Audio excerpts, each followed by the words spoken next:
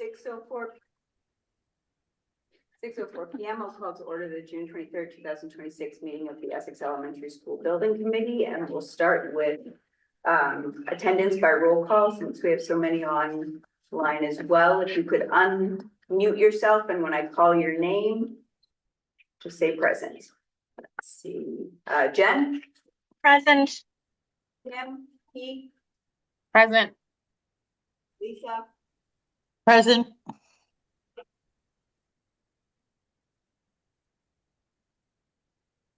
Mike?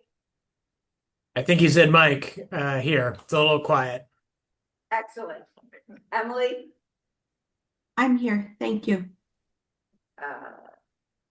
Kim App? Here. Rochelle? Yep, here. And Gordon, I have you online, but you're here in the room also, so. Yeah. Double board. Yes, yeah. And in the room, just your name. We'll go around. Andy's here. Charlie. Teresa. Annie. Yes. Again. And Michelle. And him. do you get 2 votes now? I think not. Depends on what we're voting on. Depends on the motion. I'm sort of interested in that little technique. I might Depends bring on it the on next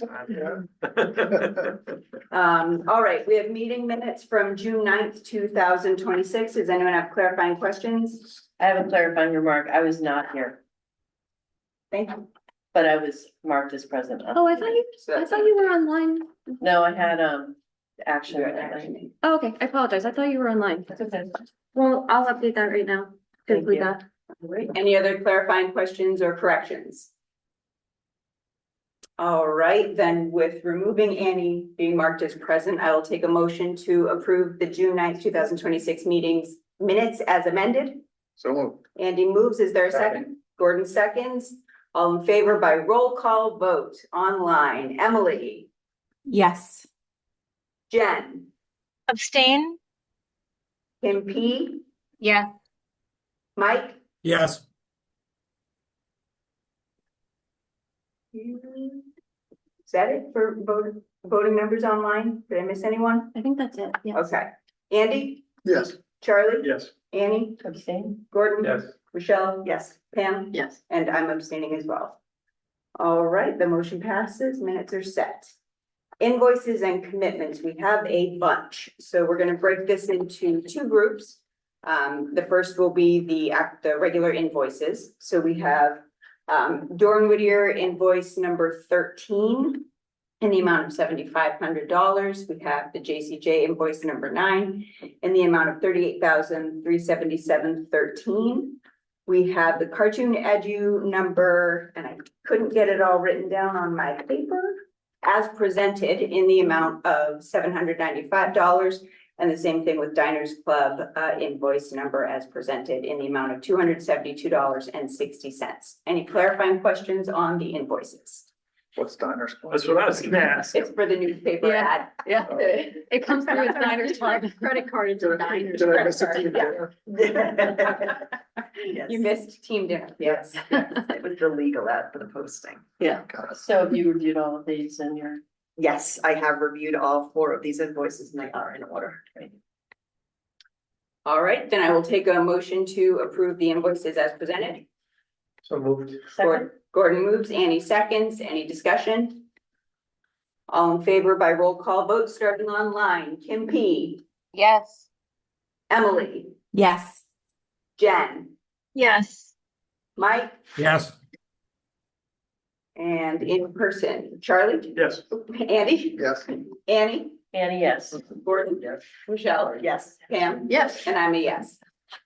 And then the second item is Dorn Whittier Management Partners Amendment number 2 in the amount of $300,000. And this is that amendment. Michelle, do you want to speak to that for a moment? Fill us up on the process. Yeah, here. basically, we had brought it to you, or at least to your attention earlier. The school committee voted it and then had to re-vote it due to MSBA language. So it was finally re-voted at last week's school committee meeting in the amount of $300,000. So basically, the intent is to use the MSBA reimbursement funds to add to the feasibility costs instead of rolling them over to the project costs. We've been covering this for a little while now. Clarifying questions before discussion. So any clarifying questions on this?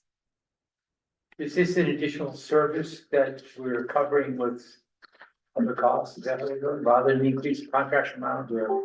No, this is the increased contract amount that we brought to you several months I ago. remember that. Now, it's just had to work its way through the approval process. We had brought it to the school committee for amendment so that they could amend the original appropriation for the feasibility study.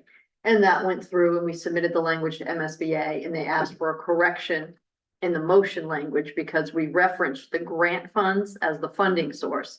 From their perspective, once it's reimbursed to us, it becomes district funds. So they just wanted that struck from the language. So this goes back to the original change in the total amount allocated for feasibility.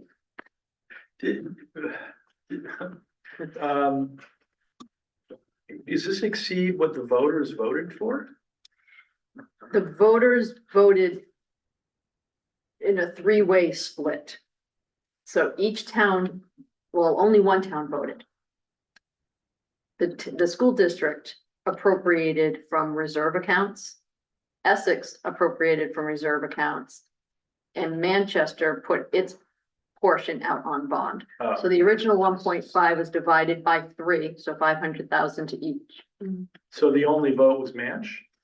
The only ballot vote was Manchester. The only ballot vote, but we Yeah. still voted at town Yes, meeting to the approve school, that. school committee was the only entity to vote the entire project cost, so therefore, school committee was the only entity that had I'll to. run you through really Revote. quick. So it was 1.5 million budget set by Mhm. school committee. With the go forward to raise the funds. The funds were raised by dividing it into 3. The school district assumed 1/3 at 500,000. The remaining 1 million was apportioned to each town based on the capital formula.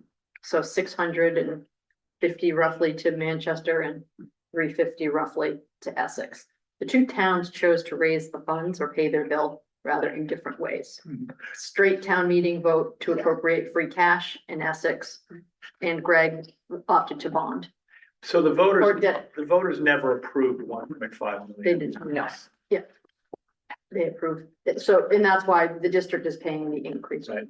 And what is the in excess, it's 300,000.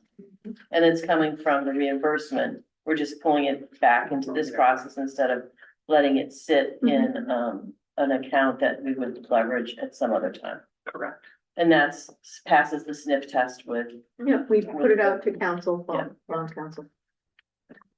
and then, sorry, and then that will cover whatever's left. Like, we're not gonna have a shortfall anywhere else. To the best of our knowledge, and if the project concludes when we assume it will conclude, which is in November, December. Cause it looks like it's getting up there. Mhm. So Thank you. Teresa, Yeah. this does not, we're not approving the payment of 300,000. No, We're allocating dollars for future use. We're approving an amendment. Approving amendments to Amendment to the the contract, Yeah. So they can then bill against it. which they probably will coming up pretty soon because they've been keeping a tally since that one. So the contract is currently 1.2 million. No, it's 1.8. So then it 1.5. becomes 1.8. That's yes, So that should be going to That's the what, budget, okay. the overall budget. yes. Guess I lost. Well, I don't think the MSBA is doing anybody any favors by making the OPMs hourly suddenly, because it's really hard to, Exactly. you know, I mean, in the past, the owner could just say, give us a proposal, some fixed costs, do we know what it is? I don't know if there's a feedback loop to get to the OPM, to get to the MSBA, but they're not doing anybody favors by changing this. The other feedback I give them too is they're very non-committal, or basically they tell you to go look at what else is out there and draw your own conclusion.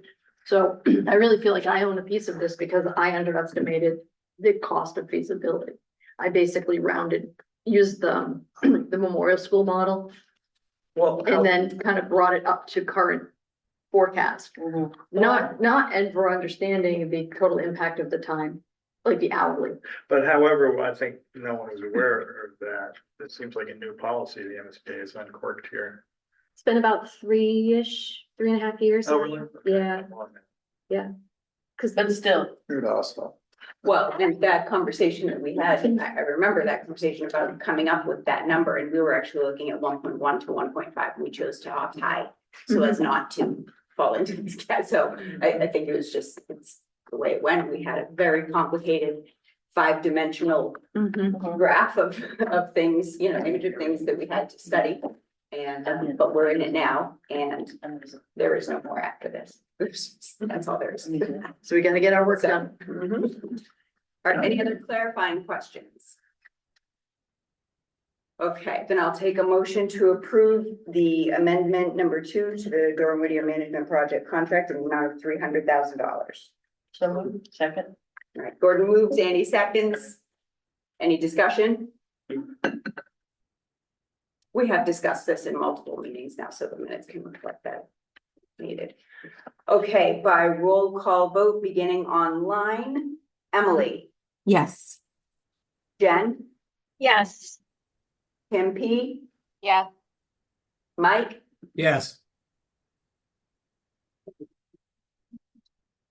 in person, Andy, Yes. Charlie, Yes. Annie. Yep. Gordon, Yes. Michelle, Yes. Pam, Yes. and I'm a yes. Motion passes, and we are unmuted. All right, thank you all. Budget update. Yes, so this is a snapshot of the budget that I shared last month. This is our project dashboard that reflects the MSBA ProPay system. Currently, as you know, we're in the feasibility study part of the project, so there's only 4 budget categories that associates with our budget right now during this phase itself.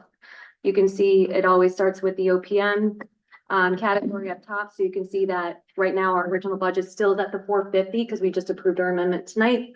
That will be updated to reflect the additional 300,000 for our next budget update at next month's meeting. So that will increase on our project dashboard. You can see the A&E feasibility study, the budget amount, as well as the contract amount and what's been expended to date. So we've expended $264,600. That hasn't include obviously the invoice for tonight that will be updated on the budget update for the next meeting. And same with any of their consultants, which are included under environmental insight. You'll see the original budget was the 300,000. We've expended $120,804. So we still have 179 remaining.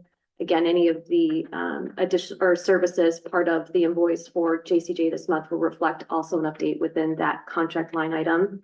And then we have our other project cost category, which was the $150,000 that covers things like anything that's really not associated with the contract, having to do with like the Diners Club for the local advertisement, any printing or legal fees that we've incurred with talking with bond counsel throughout the project. We'll also include that budget line item when we go through the pre-construction services, the purchase order that we'll be executing with the CM once the CM is on board. And that's for them to perform the schematic design estimate during this phase, as well as to offer pre-construction services, phasing logistics, insight in that kind of phase through the end of this year, through town votes, as well as debt exclusion. So that's an update of where we're at within our project budget. Pretty simple at this phase. As we get into design development and construction documents, the project budget will get much larger. But this is just the 4 lines that we're dealing with right now with MSBA. Thank you. Anyone have questions? Nope. All right, thank you. Thank you for the ongoing monthly budget updates. Much appreciated. And CM selection subcommittee report out. Yes, so we received 5 qualifications from construction management firms, Bond, Consigli, Demio, Gilbane, and WT Rich. So that was really nice to see that we received 5 qualifications from firms that I know a lot of us here in the room have worked with in the past, and or our firms have experience with working with them. They're all very qualified firms that was really excited to see the project experience as well as the project team that they presented within their qualifications. Based off of the information received and based off of the rubric that we had set up within the request for qualifications. They're all pre-qualified to meet the 70 points in order to pass to proceed to the next phase, which if you recall is for the request for proposals.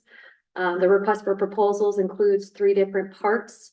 One being the non-price proposal. That's where we ask the construction management team to really deep dive the project itself, looking into the phasing and logistics, coming up with the most cost-effective schedule and overall process for the project that's going to make it easy for the project team. And then you have your second part, which is the price proposal piece. That's where we'll be looking at who they're staffing the project with, their rates, their fee, and their percentages they're including for pre-construction versus regular construction. And then the part 3 is the CM agreement and the general conditions. So that's the 3 parts that come after this phase with the qualifications. But based off of the 5 firms that we received qualifications from, again, all based off of the rubric that we set up within the RFQ, all meet the 7 points qualifications in order for us to proceed into the next phase with them. Oh, so they all made it. They all made it. Oh, great. So what does that mean? But the So- recommendation is to interview. It means they all made it, basically. So 5, oh, really, 5 interviews? No, you don't have to have 5 interviews, do you? Oh, you are, you're gonna have 5 interviews. Oh, That's okay. correct. Yes.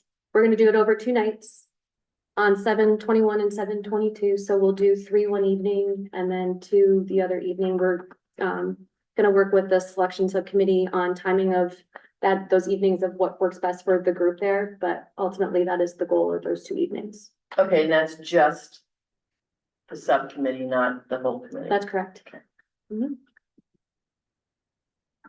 So we have 2 votes on this. The first is to vote on the qualified CM firms to move forward with soliciting proposals from those 5, which is the recommendation of Christina and Pam moving forward, to move us forward.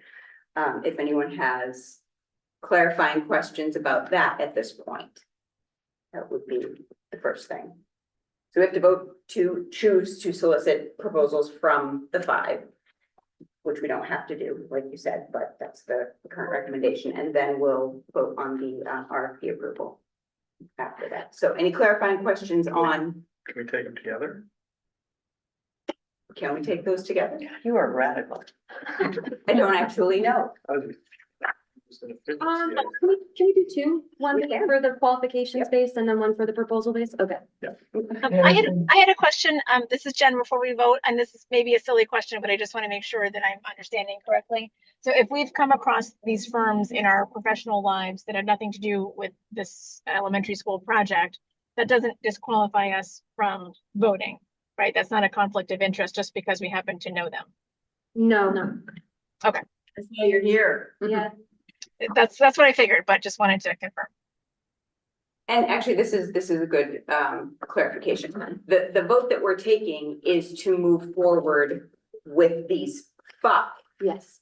So Right. that's a recognition that they have met the qualifications, but we're not voting anything about individual things here. It's just for us to move forward. The interviews will just be the subcommittee, and then the subcommittee is gonna make a recommendation to the whole committee. Yes. Yeah, so that's why we'll be meeting on the 21st and 22nd for the interviews, and then we come back to the SBC with the recommendation on 7/28. Like, Any other questions? Go ahead, Gordon. So this is maybe a bit out of the blue, but they're all aware that Rich did the memorial school, correct? Yes. Yeah, do you think that considering all the proposals were quite good and quite responsive, and they definitely put their A teams forward, I thought that was quite good. Do you think that some might pull out of this proposal phase now that they're going directly against Rich? That's a good question. I think that I received that question prior to them submitting their statement of qualification.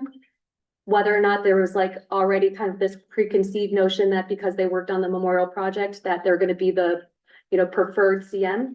And I let people know, no, we really want to go through the interview process and the proposal process because I think it really does come down to seeing the project team and how they work and relate together and how they interact with us as the project team. I think that we are very open to seeing how what every CM can offer and making sure that we're choosing the right one for the project. I would agree with that. That being said, you know, we do know that Rich did a really good job in Manchester, so that should be kind of a point in their favor. Unless their project team is so dramatically different and unless they can bring their C team instead of their A team. But, you know, I'm not saying that's gonna be the decider, but I do think, you know, I mean, after all, we picked JCJ again, after all, we picked Whittier again, so. Well, that There's might a be reason. that might be a reason also to consider a new set of eyes. We Well, they're the eyes. The contractor's the contractor. We want the eyes on the contractor. You know, it's just a relationship thing and the subcommittee will make the decision and that's fine. I'm just saying it is, you know, there's some type of benefit to, and we end up with a known quantity if they're still good. But there's new blood on the, not just, I mean, not, you're not new blood. But there are new folks on the. Right, they have a different What is that perspective. called? Committee subcommittee, yeah. right? There also Rich may have a completely different team too. And who is on the sub? They did, Sorry. they brought the same core of folks right back. Well, they did a good job. And I will say, just if you read the 5 proposals, and you were objective, not filling in the history, I would take Rich right out of it because I thought they were terrific. Their proposal addressed our school. Yeah, they were good. But be that, they were all good. They're all, 4 of them don't know us and they did a good job of introducing themselves as to who they are, what they are and what they've done. The next proposal, I think, will be very telling. The other issue is the price proposal, right? Because you can get the world's most wonderful interview and then have, I mean, there is somebody on that list who, you know, I'm not gonna say who it is, but who consistently does the best interviews, but always has the highest fees. And they're all, and you know, they've often been removed because the people are like, why are we spending an extra $1 million here? And the second qualified one was nearly as good. you know, So that's another factor. Can you tell me who that is after this meeting? I will tell you privately. So Well, you'll see it. I think I know who it is. Okay. Go ahead, Annie. So I just wanted to read who's on the subcommittee. It's Gordon, Kim, Lisa, Tyler, Pam, Michelle, and Teresa. So Teresa, Michelle, Kim were not on the previous building committee, so that's good perspective. This to is have. good. They read the same things we did. Yeah. We'll be very objective about it. I think it's fair. I think that people sometimes can go into interviews with a preconceived like idea, and then you see how that other firm that maybe you're not familiar with interact, and they can change your mind. Yeah. So it really is a important step in the process. They're all good firms. All great firms. And we have a very engaged principal, Yes. so that will be important to Yeah. see how they engage with her. Yeah, being for present sure. all the time. Thank Okay, you. so having clarified all things, whether there were questions or not. Any other clarifying questions? Okay, I will take a motion to move ahead with soliciting proposals from Bond Construction, Consigli, Demio, Gilbane, and WT Rich. Is there a motion? So moved. Annie moves. Is there a second? Second. Gordon seconds. Any other discussion? All in favor by roll call vote, starting online. Emily, Yes. Jen, Yes. Kim P, Yes. Mike, Yes. and in person, oh, Tyler. Hello, late arrival. Sorry for that. Yes. And you are buried on the bottom of my screen. All right, Tyler, let the record reflect Tyler's in the meeting. And he votes yes. All right, Annie, Yes. Charlie, Yes. Annie, Yes. Gordon, Yes. Michelle, Yes. Pam, Yes. and I'm a yes. So that passes. Thank you very much. And now RFP approval for distribution. Do you want to say anything about it? Again, it's a document that we work with DCAM and with legal counsel develop, the three different parts. They're very prescribed as far as what's included with them, exactly what the RFQ is. It's obviously tailored to the specific project, outlining the amount of months, durations, and putting in anything having to do with phasing and logistics that we know of at this point within the document. The third part, as I said, is the CM agreement and general conditions, which also gets reviewed with legal counsel and finalized when we get to GMP. So that's an ongoing document that we're working with Michelle and Pam on. But other than that, it's a prescribed three-part document that we just solicit out to the qualified contractors. So I have a clarifying question. So you're still working on the document? So all three of them I finalized today to send out. We were confirming when we're going to do the walkthrough, which is scheduled for 7/1, and just confirming time for when questions were going to be due by and number of hard copies that we wanted to get as well. Yeah. So we made all of those finalizations today, and Okay. so they're ready to go for solicitation tomorrow morning to the CMs. Okay, did we receive this? The RFP. Yes. I don't. I haven't seen it, but I was not on the meeting materials either, so I don't. I did not include the RFP as part of that. I thought that when we just were going through the CM selection group, that we went through the three prescribed parts that we were just going to go ahead and solicit for their proposals. Okay, I'm new to this. I'm looking at vote to approve the RFP for distribution, so I just. Yeah, it is a Expect pretty, to see it. it is a pretty standard form. Yeah, There's a lot in it. so we're not expected to have seen it and read it before voting on it? I'm okay with that. I'm just trying to understand. I think we're more approving going out and soliciting than we are the content of the document. Okay. Like Michelle puts RFPs out all the time. Mhm. Okay, so for this vote, what motion language would you suggest? Just for solicitation of the RFP to the qualified CM firms. Okay, so I will take a motion to do exactly that. So moved. Charlie moves, I'll second it. Gordon seconds. Any discussion? Okay, all in favor by roll call vote, starting online. Jen, Yes. Emily, Yes. Kim P, Yes. Mike, Yes. Tyler. Yes. All right, Andy, Yes. Charlie, Yes. Annie, Yeah, Gordon. Yes. Michelle, yes, Pam, Yes. and I'm a yes. All May I right, ask Christine a question? please. Christine, are you looking for participation from us in the walkthrough, the CM walkthrough? You're gonna do Please do, if you'd like to attend, yes, that would be great. something on, it's July 1st, then. Yeah. Yes, Next Tuesday. next Tuesday. what do you want to do? This is the day when we're here and they can come and walk around the building and see it and ask questions. They're not required to do a walkthrough. It's not a requirement. They can come if they like, but it's included within the request for proposals is the walkthrough. We said from 11 to 1 is the time frame, and so we were gonna confirm with Kim tonight as far as what time worked best for her. I'm not sure, Kim, if there's a Christina, I'm time. actually not, I'm on vacation that week, so I'm actually not here 7/1. Okay, I'm here, Kim. I told her I would be able to. So no worries. And just to clarify, that's Wednesday, not Tuesday. oh. Yes, I mean, you can come Tuesday. next Wednesday. All right. Every day is Tuesday for me. School committee did. Yeah, every day it's a meeting day. I can just, I can send out the information to everyone. If you guys want to attend and just be a part of it, please do.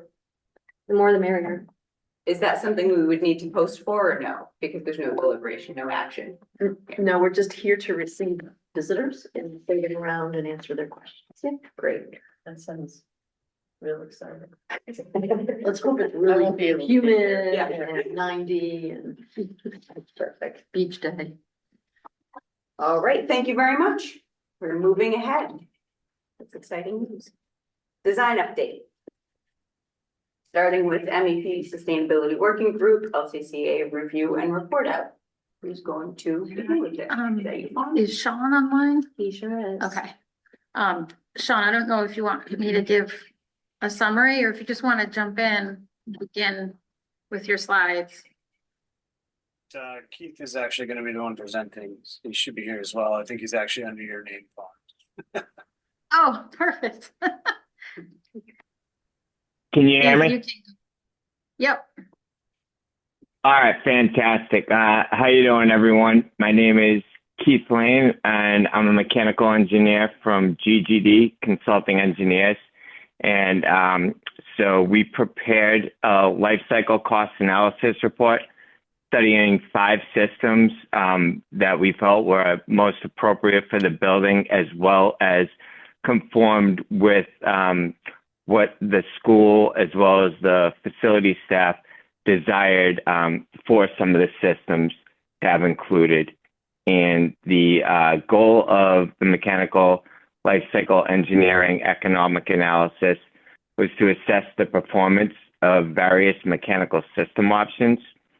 Each option is simulated over a 50-year cycle to determine the most cost advantage system, considering utility costs, maintenance costs, replacement costs, and initial construction costs.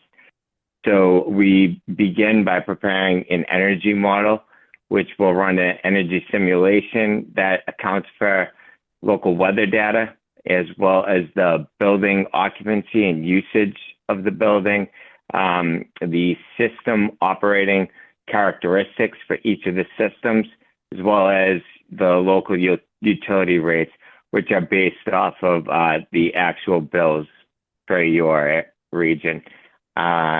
Then we go on to study the energy economics from the output results of the report, the model, which give us the operating costs. We then assess the installation costs for each of these systems, as well as the associated maintenance and replacement costs each system would see annually, as well as replacement costs for major system components over this 50-year study period. We then also take it to a next step where we consider the incentives and the federal tax credits that are available for geothermal systems. And that gives us the life cycle cost analysis summary of results. We want to go to the next slide where we can describe each of the systems that we studied. And all of these proposed systems meet the project requirements and recommendations. They're all extremely energy efficient systems that all will comply with the Massachusetts stretch and opt-in stretch code. And one item to note for that, any system using gas considered a mixed fuel system. Those options, which we'll get into options 2A and 4, are required to have a PV system. So we did account for that in the initial capital investments, as well as took credit for the generated electricity for those systems for those options. So our baseline system is option 1, an all-electric air source variable refrigerant flow VRF heat pump design that will have ventilation provided from a central dedicated outdoor air system that will have heat pump cooling and heating, as well as an energy recovery wheel. Then those systems will serve the classrooms and office areas where we'll have air source heat pump rooftop units providing an overhead distribution system for the auditorium, gym, and cafeteria. And then for heat-only areas and limited spaces, such as entryways, storage rooms, utility rooms, there will be electric radiant heaters. Option 2 takes a VAV displacement system approach, where this will be more of a centralized system, and it will have chilled hot water piping running throughout the building, serving passive radiant cooling and heating panels, as well as the rooftop units. The DOAS units will have chilled hot water coils, and those are going to be connected to an air source heat pump chiller heater plant that will have energy recovery, a heat recovery component to it. And then there will be a backup electric boiler just for emergency situations, but it's not anticipated to operate during normal function. Option 2A is a similar approach. It's essentially the same system, but this option will come with a supplemental gas-fired boiler. Then this mixed fuel hybrid option gives you some fuel flexibility by having the gas boilers, which are capable of meeting the full heating load, but generally you would have them turn on at lower temperature conditions where the gas-fired equipment may be more cost-effective to run. It really gives you the best of both worlds with that fuel flexibility. However, there are additional factors that are required by going mixed fuel, such as the additional investment for a PV system, and any system which uses gas will not be able to get any incentives through Mass Save or any other providers. Option 3 further looks at the VAV displacement system, but rather than having a central air source heat pump chiller heater plant, this will have a hydronic water-to-water geothermal heat pump chiller plant that will connect an indoor heat pump unit to a central well field that will consist of various geothermal wells. And option 4 is also a VAV system, a displacement, but more of a traditional standard system that may have more familiarity with some of the current facility staff, as well as just a more traditional system where heating will be provided from a central gas-fired boiler plant, and the air-cooled chillers will provide the chilled water to the downstream systems. So we are now going to look at the results of the life cycle analysis. And what we're going to view here, we're going to view 3 charts looking at the payback summary in 3 components. So first, we're going to look at it without incentives. Then we're going to see it accounting for the incentives. Then we'll have additional summary seeing it with the incentives and the geothermal credit. So I just want everyone to be aware of that. If you're wondering where those items are on this chart, we are going to see them on the following chart. So the way that this chart is ordered, essentially each one of these rows is one of the systems we just described, and the columns you'll see after the system description, you'll see the capital investment for each of these options, as well as the electrical and gas consumption. And for those gas-fired systems that require the PV, you'll see the required PV generated from that system, as well as the annual operating costs for each of the either gas or electric combined utility costs. Then you'll see the dollar per square foot operating there, as well as the annual kBTU per square foot, also known as an EUI, the annual maintenance for each option. Then you'll see the replacement costs, excuse me, which are carried at 20 years, 30 years, and 40 years for various components. And all this cost data, capital investment, and what's included in these replacement costs are in the life cycle report that we issued. So this is just a summary of all of those. But if you have any questions about what each component is, that's all provided within the report. Then you'll find the combined annual expense for each system. And then once you look at the next few items, where it's the combined expense savings and the life cycle savings, that is in comparison to the baseline, which is the VRF system. And that's selected as a baseline because it's the lowest capital investment and still a fairly high energy efficient system, but it doesn't give you the benefit of a central plant. There's some more maintenance with it. So that's why these systems are potentially an improvement to that. And as you'll see over the 50-year study period. Option 2, the displacement with an air source heat pump chiller heater plant. That will give you a 41-year payback and savings of about $227,000 over that 50-year study period. Then when we look at that hybrid mixed fuel displacement option, that will not provide a payback just because the savings seen each year and the additional capital investment as well as the replacement costs, that you're going to end up spending more for that system, and you'll end up spending an additional $648,000 on your building in that 50-year period. Then when we look at the geothermal system, option 3, that has the most favorable savings over the 50-year period, where you're going to save $908,000, and that is a 41-year payback.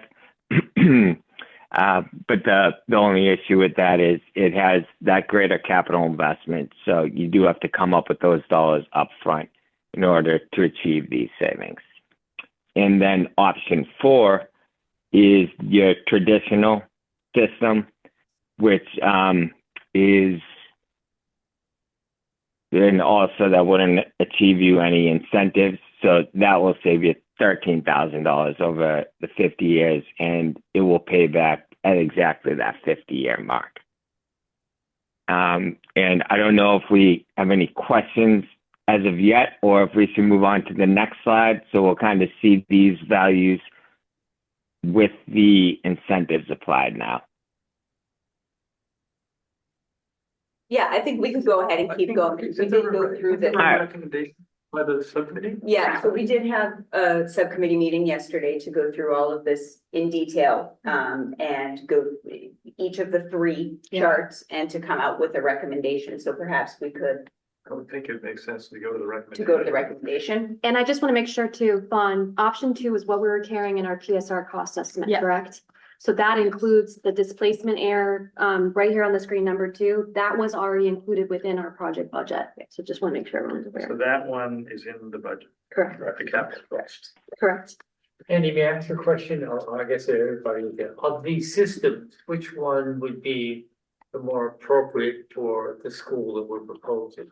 I understand the costs. Yeah. Now we're talking about the system and how it actually functions. I don't know, there were lots of puts and takes as we were talking through them, honestly. Part of the way, at least I was thinking about it was, what's been our experience at Memorial? How do we feel about that? I also had in the back of my mind, what would be a system that might be easier to live with, from the perspective of Steve Hunt and, everybody that might follow him. And so, I think for my part, I kind of came out thinking that sticking with system 2 was a reasonable option. 2A is pretty similar. The difference is instead of a backup electric boiler, there's a backup gas-fired boiler, but that has a greater capital cost. And since it's a form of supplemental heat anyways, we're not expecting it to operate a whole lot. Please contradict me online if I'm saying anything incorrectly. I think, Christina, if you go to the next slide, I think that's the last. Keith, I'm just gonna do a quick summary, but just jump in as needed. Option. Yeah. Option, what the group talked about was for option 1. That's the base that we're comparing everything to. But if you look at the annual maintenance cost, the 20, 30, and 40-year maintenance cost, that equipment tends to need replacement or repairs after 20 years, as opposed to the other systems. The other difference was central plant versus kind of dispersed throughout. So GGD asked the question, do you want a central plant? Yes or no? I think the team thought yes. So that pushed us into option 2, 2A, 3, and 4. then when we looked at options, the two that have, well, I'll go to option 3, which was geothermal. Part of the reason why the geothermal looked attractive is because of the tax that the federal, The IRA. thank you. The 25% payback that you get, but you don't actually get that until it's installed and operational. So you still have to create, you have to bring the money to the table up front. And there was conversation about the test well and really having to do that test bore soon and creating the funds to do that soon. So just to jump Yeah, in for yeah. a quick second. So option 3, I think it's good for us to think about. But I think we need as a committee to feel passionately about going forward with geothermal because we have to appropriate the money for that larger investment. And then we have to kind of screen all the contractors to make sure that they're carrying everything that they need to comply with the IRA incentive. And then you submit all that stuff. And then it's after the project is done and dusted, that you have the potential to get that incentive back. It does offer a lot of benefits in terms of being a incrementally more efficient system. But it's at a cost, and then, as I was alluding to, we would be compelled to do a test well, which is, I don't know, roughly $100,000 that we would have to, we'd have to come up with that money during, I'd say the front end of schematic design. We know we have a ton of ledge. Which isn't, that doesn't make it a bad option. Well, I mean, it increases. The horizontal piping increases the cost, right? Yeah. Or is there a single well, you're saying? No, I think Multitude it's wells. Yeah, multiple. so it's a whole lot of holes. Yeah. So that's a cost. And then the other thing is the IRA, whatever it's called. There's no guarantee it'll remain in place. Right. So you can make all the plans you want about how much you're gonna get reimbursed, and it might not be here in 5 years. Right. And then all of a sudden, town meeting has approved a project with however many, I can't see that far, however many millions of dollars more. If they do, we don't mess it up by asking for too much money. Yeah. And then there's no reimbursement. So I think there are a lot of risks. Yeah. It's not really. And that's what was. What we got. talked about. Yeah. Yeah. That's how the subcommittee felt as well, is that it looks attractive on paper, but when you consider the real requirements and the risks involved, it wasn't attractive. And the fact of the matter is the single number that matters to the taxpayers at town meeting is gonna be the capital cost, period. You can tell them all you like that there's gonna be incentive down the road. They're gonna be like, yeah, this is my taxes right now. Yeah. They won't get the money back from incentives. The other- District will, or towns will, taxpayers. Can I ask some questions? Yeah. Is this modeling accurate? No, I mean, It's, everybody. the way to think about modeling, is, it's comparative analysis. Okay. So it's not, don't take these numbers to the bank as a final, number that you're gonna see and the cost, and it's a relative cost analysis, I would say. Okay. And what did the subcommittee, suggest? I think it's on sheet 2 and 3, you haven't seen. Yeah. Surprise. No, the sheet 2 and 3 is the same charts, Yeah. just I with think, incentives and I tax think Andy credits. is saying that. I think, we didn't do a vote.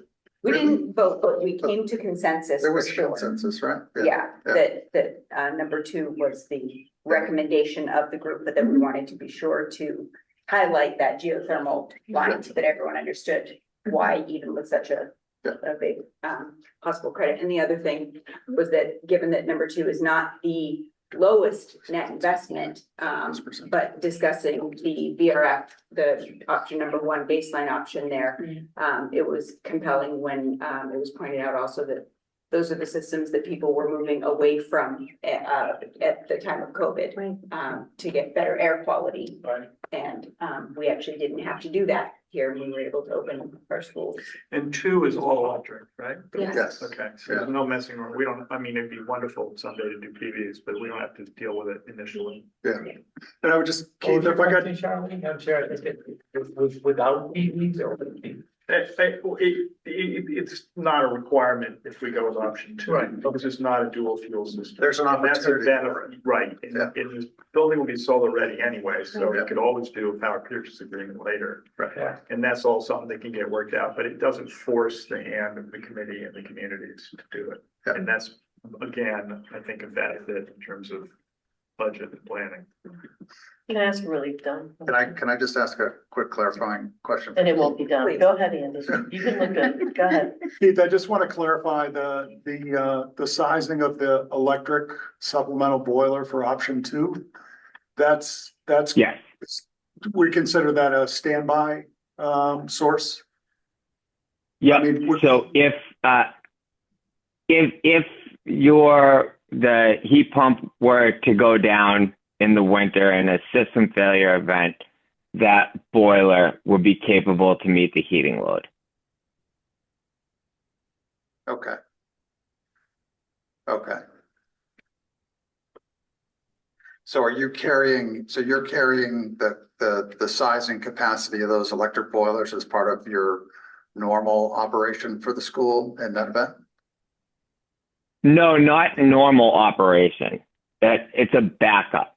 So if the system, so ideally, because an electric boiler has a COP of 1, where a heat pump is far more efficient, you're going to be around 3.5 or 4. So it's, 4 times more efficient. That's your heat source. That electric backup boiler, it's just there for backup in the event of a system failure. You can still operate. You don't have to close the school. Right, belts and suspenders, yeah. Okay. So if you lose power, I mean, this is my fear. We're talking about this at our house too. Like if you don't have a backup, if you don't have gas, like what is keeping the school open? It's electricity. The generator. You have an emergency The generator. Okay. I'm sorry. I wanted to note that the generator is sized for that the air source heat pump to maintain setback conditions.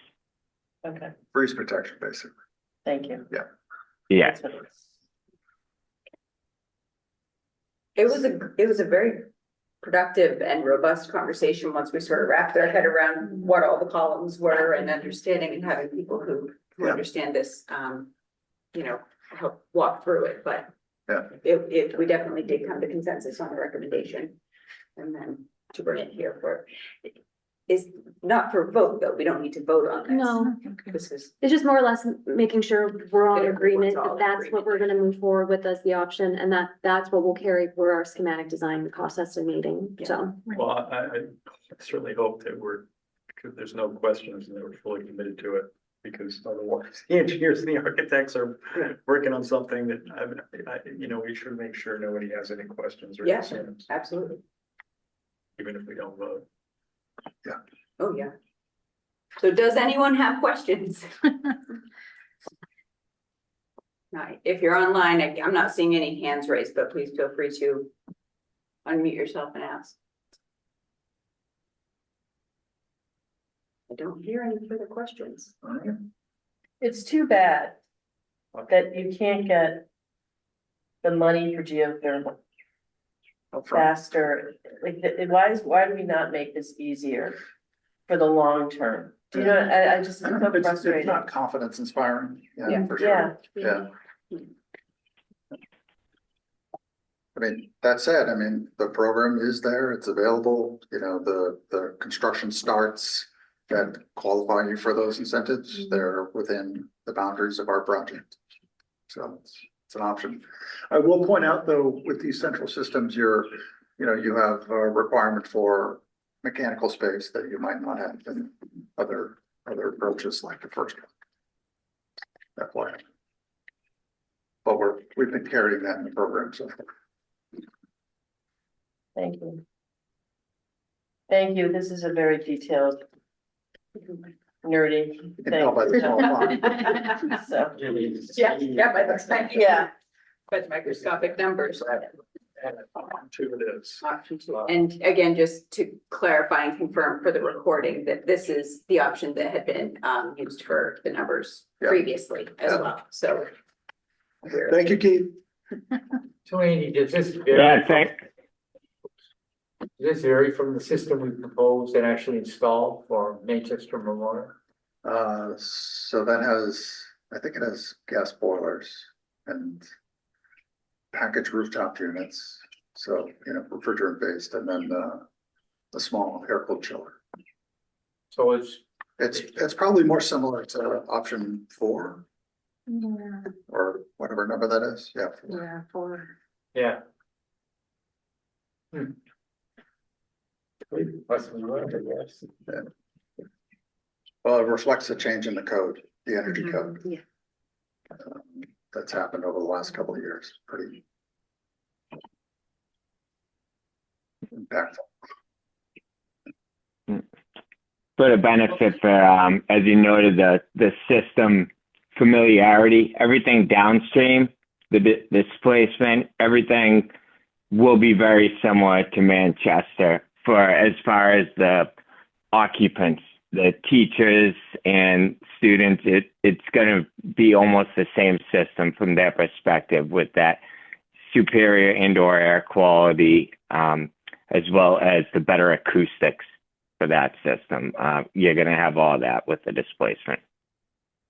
Keith, can we assume that all the rooftop units are going to have Controls by the controls contractor and not by the manufacturer?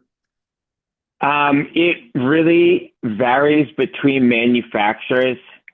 So at what points are available, what aren't, but everything will at least be integrated into the ATC system. Well, I guess what I would push for, especially hearing what we heard Heard from Steve, is that you actually specify the rooftop units, negative controls. Only the stuff the manufacturer requires to provide, and let All right, yeah, and let them be by the as you ATC. just said, and just anything that the manufacturer doesn't require to be controlled by them, absolutely. And I know Sean will be working on the design. So I don't know if you can chime in on anything further you've had for discussions. Yeah, I was just gonna interrupt. You started talking first. I didn't want to get in the way, but yeah, for the hot water, chill water based systems in general, the rooftop units are very flexible as far as controls. So the big thing that we can do there, just like you said, Andy, is really have those basically be again, hot water, chill water, energy recovery, all that stuff can be in there, but generally we're able to get the ATC contractor to control that. So there's no outlying or proprietary type controls in those. Where that does change is if for some reason we're looking more at option 1, is really where that tends to require their own basically microprocessor controls at the unit that would need to be integrated separately. Got it. Thank you. All right, thank you very much to the team and to GGD and to the subcommittee for all of their work on this. Thank you all for your time. Yeah, sure. Thanks, Keith. My goodness.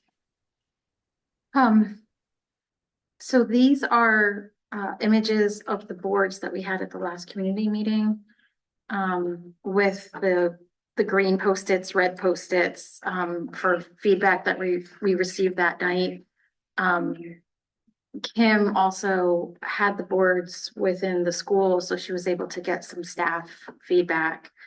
And essentially, folks like different parts of option A and B, which is fine. This is very large, big picture, just to get, quite honestly, a feel or a reaction. The blues on both boards seemed like very positive comments. Greens had a little bit of positive and adjustment. and then yellow and oranges or reds had more comments as well. So that's fine. It gives Emily, our interior designer, a sense of where we want to go big picture. It seems like everyone appreciated the relation to Essex and the color of Essex, and that's really what we were trying to get. So you can go to the next slide. Same idea for option B. So you can go to the next slide. And this has to do, this slide in particular has to do with inspirational images for the exterior and design of the school building. Definitely got feedback during the community meeting that folks are not looking for that vertical slat feel. But the sense of the marshlands and the history with construction of ships and the library building, these are all images that resonated well with the group. And the next slide, if you recall, we had a couple of examples of just the feel of main entrances when you walk into a school. The image on the upper left, folks didn't like because it was just so wide. There were comments like it felt mall-like or it was too big. Which one do you want to find? The upper left corner Yeah. was the one that folks felt like it was just too big. It was folks very much like the middle two, it's hard to see with the green Post-its, but for the wood quality, the warmth that the wood brought into the space. And also folks liked in the bottom middle image, the stairs and how the stair treads kind of continued so that students could sit in the space. Scale. So, and the scale and proportions, the bottom right, that was a little too stark. It felt not cozy. Cozy is a big word that we heard during program meetings and also during the community meeting, and with Kim's staff at the school. So that's a big word in the JCJ office right now, is cozy. And that's pretty much it. I guess, are there any questions on the green Post-its, red Post-its? Not questions, but I converted those into Google Forms. Oh, and great. included it in the newsletter. We've already got 16 hits. It'll go up on Facebook tomorrow. And there's some new emerging thought. Oh, that's Natural fantastic. light in the entryway came in much higher than the coziness, and modern is a word that's starting to emerge. Wow. Some of the commentary was that some of the pictures felt old. So modern, not so it's hitting a different group than we've seen at some of the meetings. We've got a good parent response in this, so That's fantastic. I'll send you the link and you can kind of monitor what comes in. It's kind of neat. Yeah. So fiberglass boats and not wooden boats. Nautical is definitely a pull through. I mean, it's 16, but not bad in comparison to those we've seen so far. So it's just it's a different take on similar themes of keeping the nautical and the coastal, but looking for some modern flair. That's fantastic. Yeah, we'll definitely monitor that. Okay. It's fun. And then the next part of the design presentation is moving into looking at the site, which, hearing the feedback from our last meeting, we wanted to come again today to show some of that feedback incorporated. Shara, you want to take it away? Yeah, thank you, Fawn. So yeah, we wanted to start off with where we were last time and kind of continue the discussion as we're progressing and studying more on the site. So this is where we left off. And last time we were really, really focused on the nuts and bolts of circulation, kind of figuring out those bones, where parents are dropping off, where the parking is, where pre-K is, all of those things. And we feel like we've now really nailed that down a bit more. Of course, that's always going to be refined and refined as we keep pushing, but the big moves have been set, and that really lets us start looking at the rest of the site and how all of these programs work together. And we touched about it a tiny bit last time, was these colorful bubbles of where the hardscape play is and all of these things, but we want to dive into that a bit more. So on the next slide, we're going to see how we start thinking about these things, what spaces work well again next to each other, what spaces might want to be separate, and where we can have a certain level of overlap where a space can really function, have double duty. So the hardscape play can be close to the playground, but between the outdoor classroom and the playground, we want to have a bit of distance, and that can be with a more quieter play area that has more sensory elements. It could also be separated from the play field in a more this hardscape flex space that can function both for the outdoor classroom and as a seating area. So we keep starting to look at all of these overlaps of program and space and how to make the most of them. Overall, trying to tie this sort of walking path or adventure path that has been part of the design earlier on, and we'll touch about that a bit more. And so on the one hand, we're starting to study this real functionality in the spaces, and then on the other side, and the next slide, we're also looking at what sort of conceptual inspirations we want to take.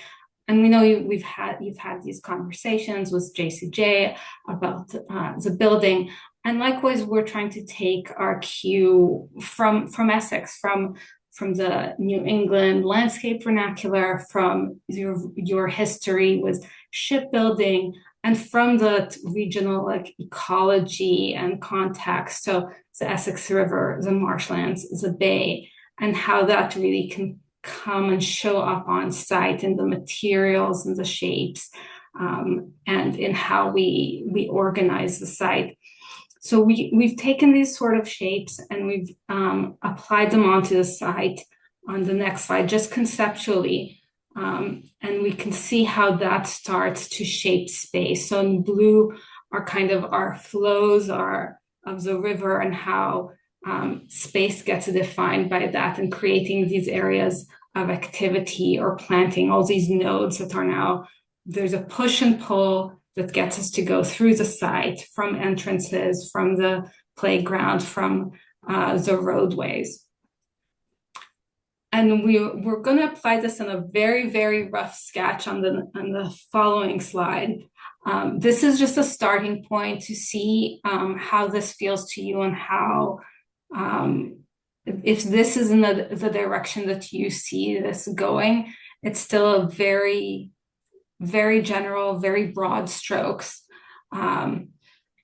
But if we start walking from the main entrance, I can just step us through the site quickly. So at number 8, at the main entrance, we have these sort of swooping shapes again of the flow, and they take us up towards number 1 in the hardscape.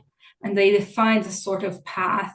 The hardscape, we can fit a half basketball court, but then it keeps taking us through across the road and to a playground area. So at number 2, we have lots of space for playground and shade structures as well, to make sure that we have shade at the space. And that's also pressed on both sides, at number 3 and number 7, with room for an outdoor classroom and raised beds. And at number 7, again, the shade structures and activity tables and seat walls. And that can really speak to the spaces both at the everyday. So for example, number 7, you could imagine kids sitting at this area during recess, maybe kids who are not that interested in being super active. There's the tables nearby, but also after hours and on the weekends, parents can sit here in this area and watch their kids at the playground or on the field. So it really speaks to both spaces. And these all tie around in number 6 as this path that we have going all the way around the field. And this could just be just a regular walking path, or it could be more of this adventure path with nodes along the way that have interesting things to discover whenever you go there. On the other side of the site, we have more what we've seen before, the pre-K loop, drop-off loop with that roundabout and a small playground there. So that's more, again, it's taking its shape and direction from what we've looked at before. And in general, you'll see that this is consistently tweaking and changing a bit what we saw earlier. The retaining walls that are still showing up here and previously as very long on the east side of the site on page south, we're studying those and studying the grading, and we believe we could reduce those at least 40%, if not more. But this is just a broad stroke of very, very conservative broad stroke to remind us that this is an area to continue studying, but we'll progress that further. Just to give you a bit more idea of what these spaces might look like, we can step through the next following slides. So here are some ideas of what we would look like in the playground. We know you have currently the wood playground, and we really love that. We want play structures that really provide levels of challenge for all kids with all abilities, that we have inclusive play and sensory play, and all types of play, really, to encourage all of these developmental skills. And we have an example here of a wood play ship. We could take a very, literal but beautiful nautical inspiration, or we could have just a more abstract play equipment, again, incorporating wood, incorporating boulders in the playground, like in picture number 4. Next slide shows a bit of what the hardscape play could be like, the wall ball, line games, foursquare, hopscotch, all of those things, incorporating the location and making use of the location by the building, but also just having space elsewhere. Next slide, I think, is the outdoor classroom. No, sorry, the nature and adventure path. So again, this is it could be just a regular paved path. It could take the shape more of a track, like we see at number 5. It's slightly rubberized. It could have these nodes either of play or sensory elements, like number 3 is a sound column that you pull down and just as a moment of exploration. Pollinator gardens, or at the moment I know there's a rotary peace post. So just different spots along this path that could be an area of exploration. And on the next slide, outdoor classroom. This time, yes, raised beds, activity tables. And we really have this opportunity to also include elements that relate to the wetlands and really makes use of, create an outdoor a living classroom there, and how we can make some of those ecological functions visible into space. And number 5, just very important, we'll be having south-facing all of the spaces, so we really want to make sure we're incorporating shade everywhere. Yes, the number 20 slide, next slide. Just to touch again about these materials that we have on site. We know there's currently the stone wall at Story Street that we can make use of and incorporate elsewhere, and a lot of ledge on site that we're hoping we could salvage and use in the plaza, in playgrounds, in certain walls on site, and bring that sort of natural feeling in there. And lastly, I think one more slide, just showing a few more of these elements, showing some native plantings throughout at the plaza, at the entrance, how this can be incorporated in swales in the parking lot even. So all low maintenance native plantings and the play field as well, and how that could be incorporated into the space to feel like it's part of the whole. So this is a very big overview of things that we're looking at. We'd love your opinion of what speaks to you, what doesn't, if this seems like it's a good direction to go, and then we can keep pulling it. I see one question already from Kim about to have shade closer to the playground if another grade is using. Yes, we're looking at having shade both in the playground and in the outdoor classroom. So we would definitely consider having shade in multiple locations. Anyone else have questions? Annie, go ahead. Sure. I'm looking at slide 24. And wondering, when folks enter the site from Martin? Western Ave. 22 Western Ave, are they taking a left to go to the parking lot? Because If that's, they're going to the parking lot, yes, they're taking a left. how's that? I mean, I'm thinking about drop off. Is that a problem? That's I'm sorry, we don't I- have the circulation slide from last time. So they take a left for parking and a right for drop off. So the right takes you to this roundabout, and that's where the parent drop off is, and we're specifically so that it doesn't have any conflict with the parking. So left for parking, right for parent drop off. You could definitely, once we get to that point of looking at signage will play a huge role as far as circulation on site as well. So Yeah. maybe like a yield or a stop sign there might be the way to look at it. All considerations to look at. And I'm wondering, I could also drop a kid off at the other floor, right? Even if I'm not supposed to. I won't have any more kids, thank you. Also sevens, I think little gardens are great, but I feel like they lose their appeal after a couple of years, so. You mean number 7 on the plan? Yeah. And you meant number 7 on the plan? 7, which is the activity table. Okay. Yeah. And then. Oh, those are just tables and chairs. That's all. Yeah. It's not a special table. It's just tables. Program. Yeah. I think it's ambitious and beautiful, but unless you, whatever. I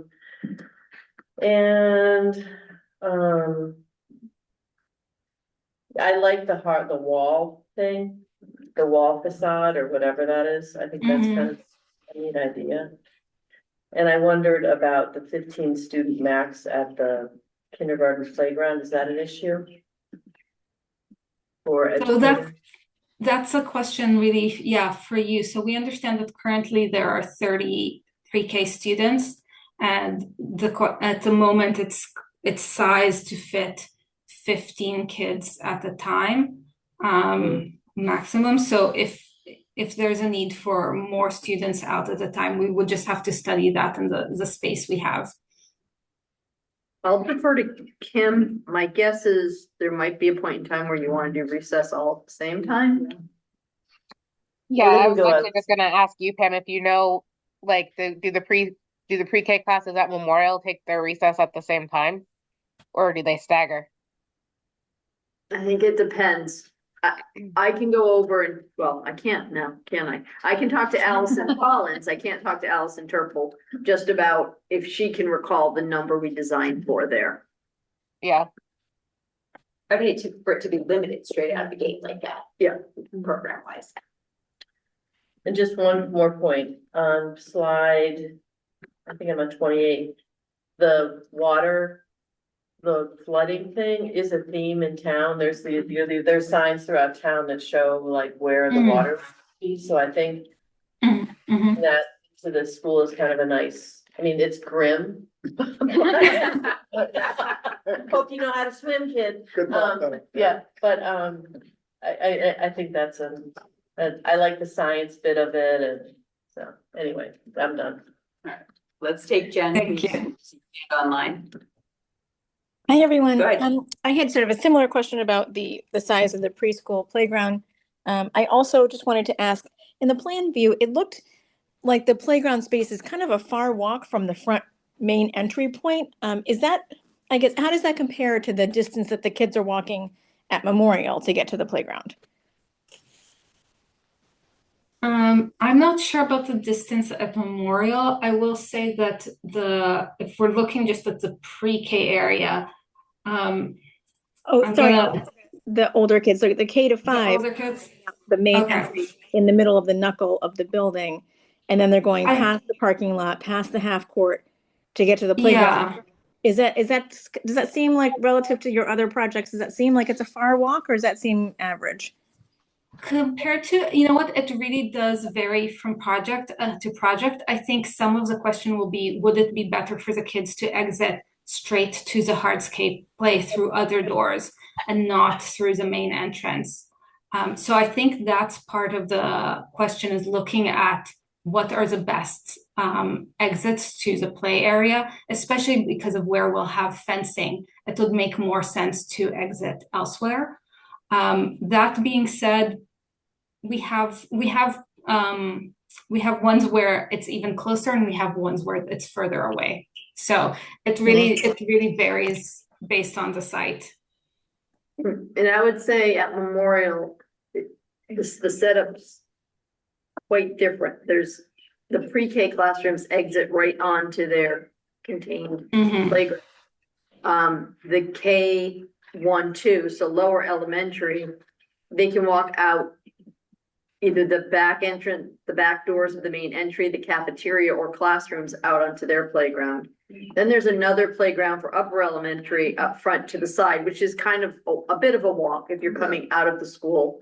You can exit a side door, and then there's another play court across the parking lot. So there's considerably more playground space there. What they don't have is the fields were existing, but we have the field spaces here. So I don't know how this group feels if some of what the gardening spaces are might be considered for other Well, that's sort of uses. what I was getting at it, like the half court, does that get placed a little further away? And do we put play space for the K first and second graders close, it's just as a consideration point, maybe as we sort of move along, maybe distance is a consideration to think about. And then my last comment was that I really like the nautical theme, just as my own personal thing. I think the ship is a little too literal. Okay. But that's just me. Thank you, Jen. Emily, go ahead. So that's funny because I actually love the ship. We had one like that at my elementary school, only it was made of wood and 100 years ago. So what I was gonna say is I love that you kept the wall ball, the wall of the gym as a place that they can throw things up against and or maybe climb, because that's something that a lot of kids really do, at least the first graders and the kindergartners, like they like to throw things. And I to Pam's point, she touched on it a little bit, but I do think that I would like to see some consideration put into the possibility of play spaces that were more primary and more for the upper elementary kids. Okay. Because I think that there are some physiological developmental needs that aren't met easily in one space safely. And I know that is in place at Memorial, and that is something that I think we might want to consider an area that we wanted to be equitable in. So just if we can also talk about that a bit more. Where do you see the split in the playgrounds as far as ages? Where would you like to see that split? And do you think it really has to be fully separated, or can it be zoned within the playground? So what we sometimes do is, we have different colors and shapes in the rubber that might relate to it. If you're grades 1 and 2, you stick to the yellow, older kids stick to the blue. So we can zone it a bit separately. Or do you really want to have that physical separation a bit more? I'm not 100% sure about that. I bet Kim has some better ideas, just having having spoken with the recess monitors, like the teachers are only out there for part of the monitoring. Right. But so how to sort of enforce that. But I will say something that might be important to know, at least for now, is that we go outside in two grade bands. So kindergarten and Right. first grade go out together, second and third, and then fourth and Right. fifth. So Okay. developmentally, I think you would want to kind of split in between somewhere if you were going to make spaces that were defined as separate, Okay. which I don't, again, Yeah, Yeah, I no, think- that's super helpful. I think the memorial splits K2, 3, 5. Yeah. So it has And its they own are- pre-K, it has its own pre-K, then K through 2, and then 3 through 5 programs. And K2, 3, 5 would align with the learning neighborhood organization of the classroom wing. And some of it is exactly what Emily said, like the upper elementary playground has different features that are appropriate for that age level, and I think it's the K2 has the ship and the climbing and kind of the lower options. Just to jump in on that, so functionality wise, yes, it lines up with the learning neighborhoods. But if second and third go out to lunch to recess together and they're in two separate spaces, I think that causes some supervision difficulties or challenges anyway. So that I think is something we want to be careful about because of how the lunches and recesses are. Thank you, Emily. Kim, if you're, feel free to just sort of join the conversation if it's pertinent. But otherwise, Kim P, I know you were raising your hand. Yeah, I guess I haven't thought much about how to separate the playground. I'm not against the idea of just sort of color coding it and just reviewing the expectations with kids. I do think that 2-3 range gets iffy where they could be okay on the younger stuff, and some kids might be better off with some of the taking some risks with the older playground equipment. One thing that I really like is the tie to nature, so that adventure path, with the pollinator gardens and the wilderness piece. I know there's a lot that the teachers do in conjunction with communities like Kestrel and Audubon, where they use the property in the wetlands as some enrichment. So anything that's on property that we can tie to that would be great. So I do love that concept. And I should just mention with the playground, at the moment, we're looking at really big kind of understanding of what sort of equipment and how you want to separate it. But we're gonna, into probably more in design development, we'll really have a deep dive into all of the specific equipment and we'll review it all with you. So at the moment, it's, we'll make sure we have something that's appropriate for all of those age ranges. But as the design progresses, we'll really dig into that.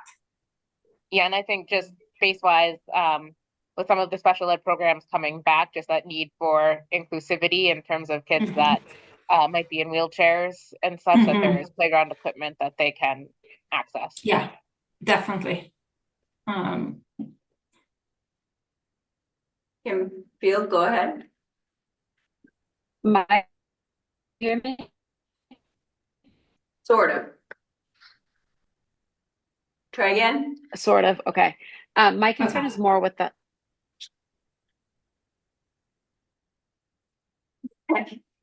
That might be best. I think you cut out just when you were saying the important part. While Kim's typing, I will say just, I want to be mindful. This is a school project, and so I want to be mindful of what the educators are saying they need.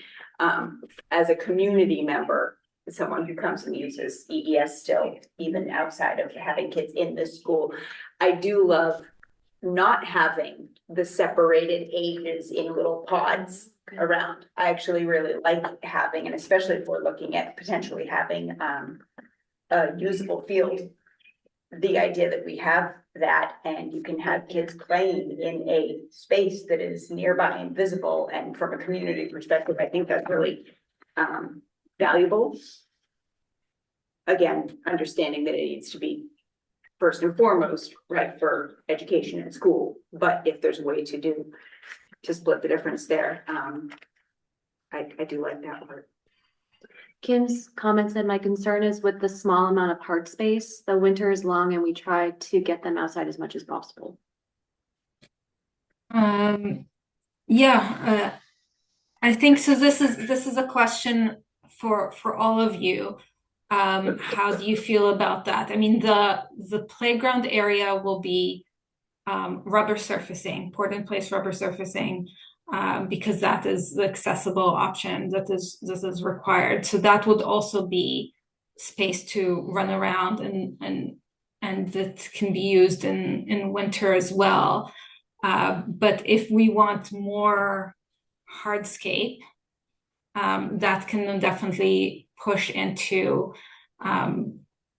the other side of the road. The other part that I would like to mention is we do have this area, we're talking about the two vehicular gates that kind of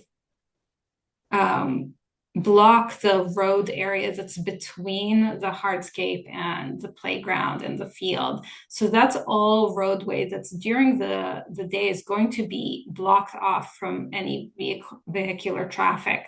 So what we could also do is put a lot of line games in that space, or at the very least, we know that that is still room to run around in. And we have done that in certain projects where the roadway is also a play space when you have vehicular gates that are closed. Actually put racing lines on it, people can race. Yeah, exactly. Go ahead. So a couple of thoughts on that. Depending on how you surface your walk path, that can be sidewalk cleared and accessible. And depending on what you do for surface on the turf field, I know from daily visual observation that the turf field melts pretty quickly unless we have a monster snow. And that gives you an all year, pretty much an almost all year option. I had a question. Do we have a sense yet on the length of the walk path? And whether or not we can have some options to wind it out into the wetlands a little bit? You can't really What do you mean into the wetlands? I think the concept is like a cross-country running path, like if it's just a trail. I don't think so, not unless you replicate the wetland. You can't even put gravel? Like a gravel? It would definitely be an issue with the Conservation Commission to start building paths into the wetlands. We're going pretty close to it, so any further into it and we will be in wet area. So it's not really suitable to extend that. But we can measure that path and give you an idea of how long that is for the next meeting, so we can look at what that can be. So right now, does it just wrap around the field?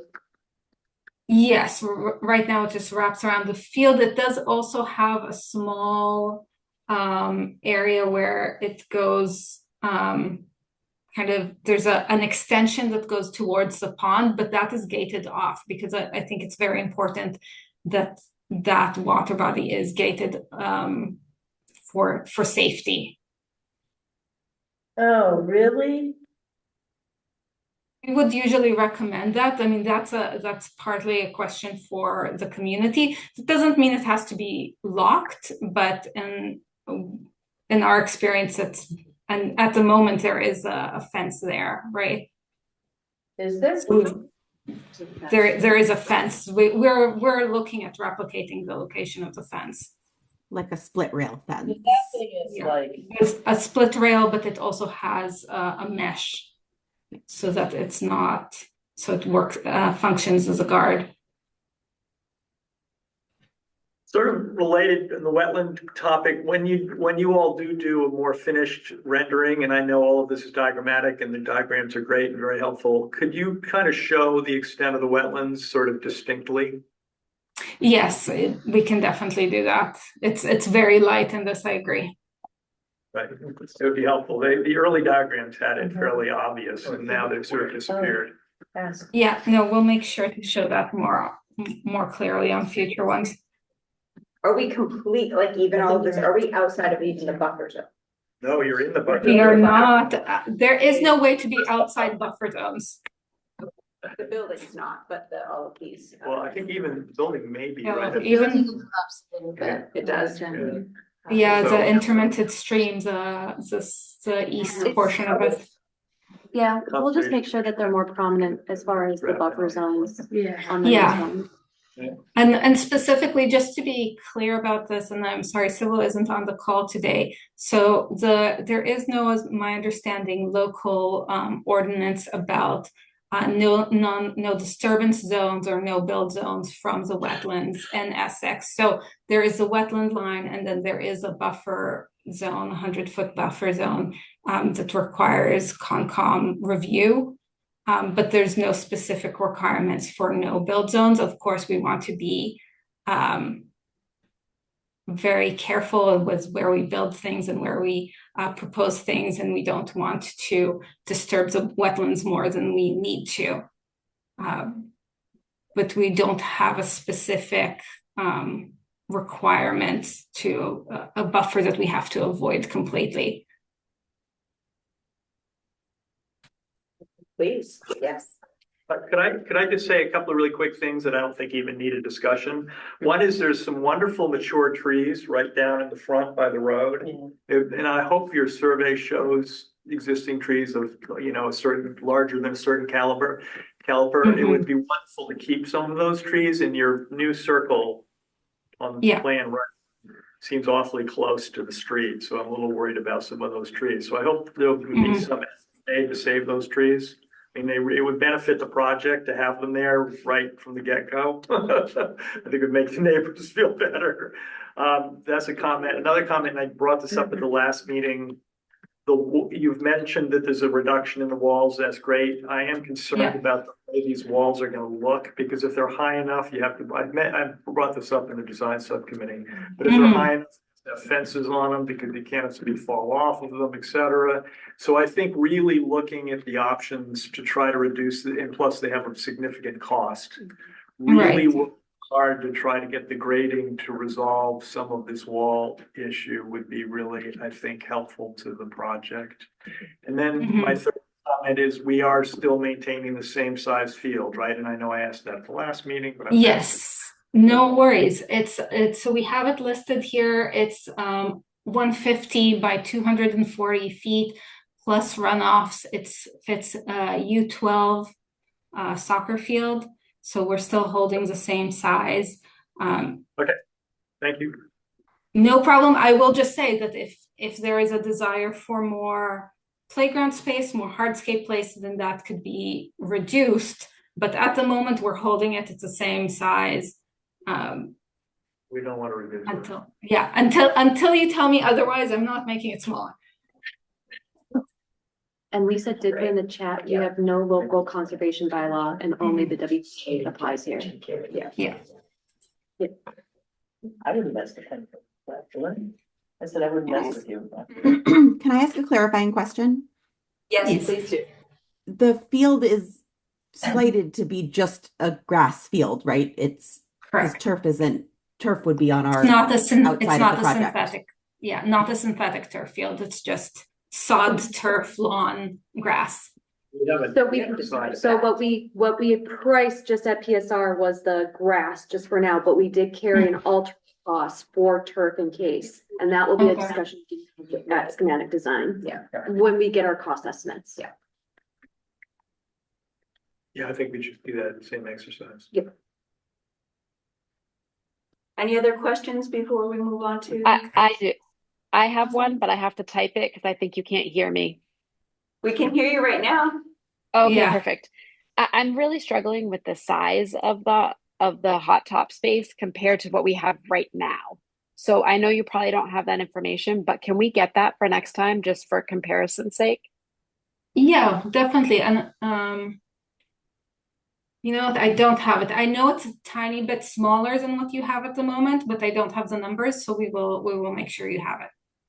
Okay. It's just during the winter time or when our field is currently wet, we often have kids playing soccer, football, basketball, and wall ball on that hot top space. And with fourth and fifth grade bodies, that's a lot of kids running around in a small amount of space. So that's kind of why I'm curious. Yeah, no, no problem. We can definitely provide those numbers.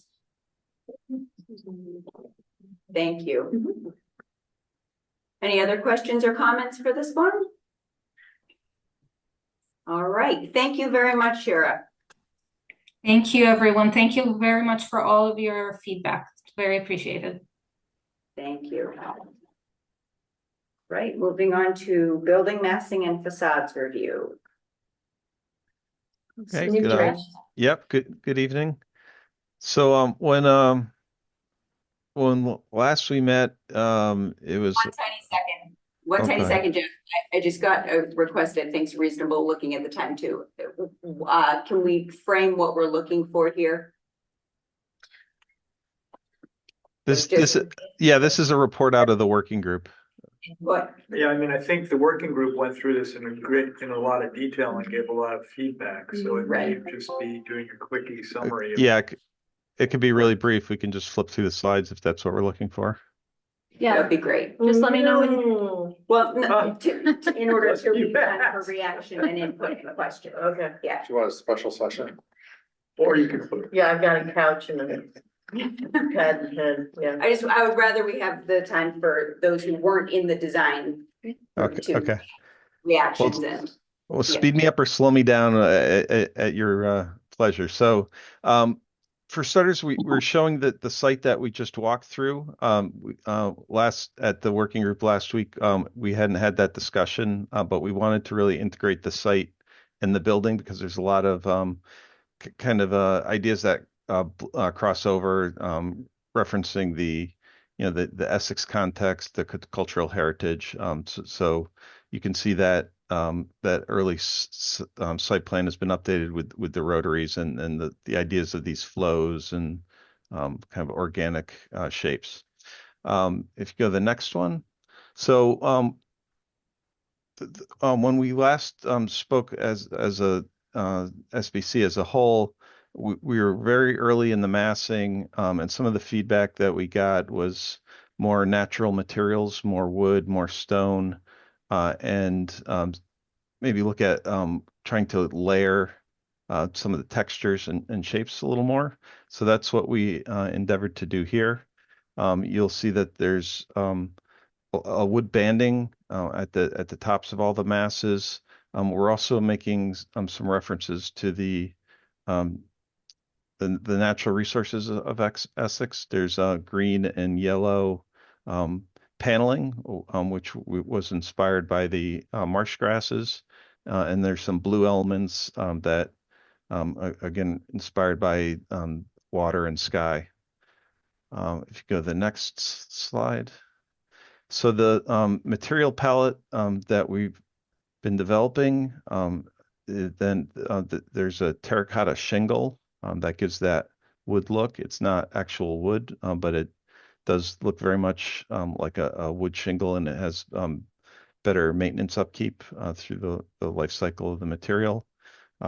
Concrete masonry, we're looking at a blend of different colors, so you can get very rich textured shapes and textures with a very economical product, and that would kind of form the backdrop or the kind of plane, which then you add either shingle or natural stone, and that gives us a cost relief, so that we can then balance, because the concrete masonry is going to be the most economical of those three: the shingle, the concrete masonry, and then the natural stone, which is shown right here as the base. So that's like a water table that keeps snow and rain off your building and protects the more fragile materials above.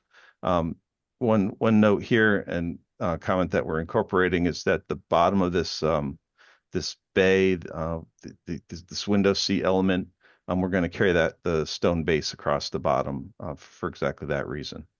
You can see here that there's a variety of shapes of windows, and that's kind of creating a visual texture and interest and maybe a little playful. We have panels of that marsh grass. One comment or a series of comments and conversation was we're looking at taking the green paneling and putting it inside where the blue is shown now within those window seat bays, and then carrying that color into the classrooms at that location. So we could really we see some exciting opportunities to kind of pair the theming of interior and exterior. So blue in this picture becomes green? Yeah, that was the conversation, and it we're starting to study that. So taking the panels, the marsh grass panels, and really putting them in the most kind of important visual locations, and that that essentially that would be bringing that into the framed window seat bay in the middle of this image. So other products, those that marsh grass reference is an aluminum rain screen, which is a modular product. So by simply having 3 different sizes and colors, you can kind of just lay the planks together. So there's no kind of in-field cutting or painting. It all comes kind of as a kit of parts that is put together. And then we're also looking at aluminum sunshades. There's a couple different patterns here. There's like it's kind of a random mix of circles, which we felt kind of like bubbles in water. There's also an option for some like wavy patterns, and this would really create some dynamic and interesting shadows onto the building facade. And those could be blue as well, kind of picking up the theme. If we go to the next slide. So this would be the view with the gym to the left and a canopy and the landing straight forward, and then the classroom wing with the main admin to the bottom of the right side. Again, looking at a lot of natural wood, especially in the landing area, and a lot of glass. I'll be curious to see what the comments were about kind of contemporary feeling and the other feedback that's come from the community, because this would be really opportunity to kind of blend forward-looking contemporary glass curtain wall elements with kind of historic timber framing. And then as you can see, an opportunity for branding and signage, making a kind of focal point on that end of the gym volume. Next slide, please. So then this is the Story Street side. Similar approach where we're creating these visual pop-outs, which are window seats in the classrooms, kind of breaking down the scale of the overall facade. On the kind of middle, there's the kindergarten bump out, which is clad in shingles.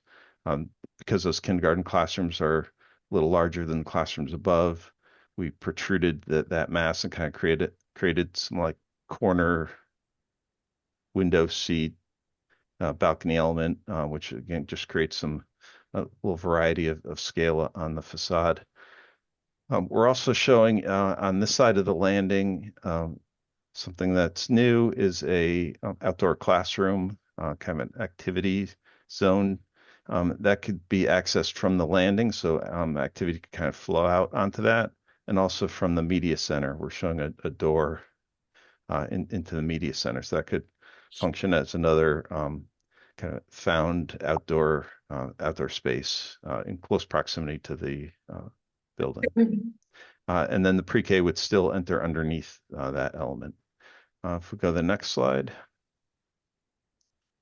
So then this would be that view of the roundabout pre-K drop and the end of the landing and the entry kind of reducing the scale a little bit for the smaller kids into the vestibule below.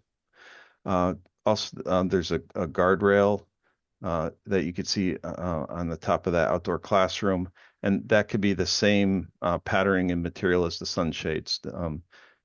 There's a manufacturer we're looking at that incorporates the same kind of material for both stair guards, guardrails, sun shading elements. So there could be a theme that carries through kind of multiple aspects of the building. And next slide. So then this is a section through the landing. We're starting to think about the volume and how it feels to be in the space. You can see here the stairs that kind of cascade down. So there's a stairway from the second floor that comes down to the main level, and at the bottom of the stair there's some bleacher seating, so you can have a kind of small kind of an event, or a class or a performance. We've seen that used pretty frequently at Manchester Memorial and the Hub. And then there's another stair that cascades down to the pre-K vestibule with a similar landing and gathering opportunity there. And here you can see the outdoor classroom deck there as well. Go to the next. We looked at a couple different options for how to frame the landing structure. So this is a little bit higher and has more of a inverted hull shape with a central ridge. And there was positive reaction to this option from the working group. Now if you go to the next slide. So this is, hold on, go back. go ahead. Can we go back? So yeah, so this is the first option of the Oh, I'm landing. sorry. Yeah, and then it gets raised and it has like a different type of style roof on it. I'm sorry, I was looking at the two side by side. Yeah, and there's some side by sides of those two different options. So here's the side by side. You can see like this style versus this one. Oh, I see, yeah, thank you, sorry. Yeah. So, yeah, we were a little concerned about some of the feedback we'd heard about cozy versus kind of vertical, bigger scale space. So we wanted to show both kind of a lower shed roof, kind of compressing the space a little bit more, and then the more it's the option B is very similar to the other two schools in the district, similar height, similar form, and maybe more representative of the kind of shipbuilding reference that was well received as part of that exercise with the red green dots. And the next one is another side by side from the other side. You can see here the shed roof with a single slope kind of on the left, and then the more inverted hull form option on the right. So those are the slides and basis of the conversation, and I'd be curious to hear anyone in the working group if I left anything out that you'd like to add, or any other new questions. Yes. Please go ahead. So Jeff, can I just ask your feeling about the entranceway on the high side, the main entrance, by having it reduced back in between the buildings? It kind of lowers its significance and lowers its visibility. Just what's your thoughts about why it's there? Yeah, and that's why we showed this option with the two different approaches. Obviously it's more visual, it has more visual prominence when it's higher up, option B.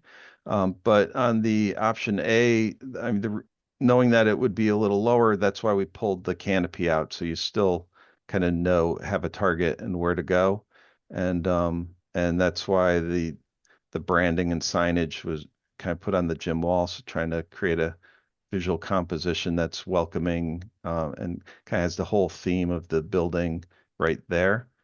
So I think both of them work in different ways. So I'm personally comfortable, whichever route, the committee prefers. I think we can make work.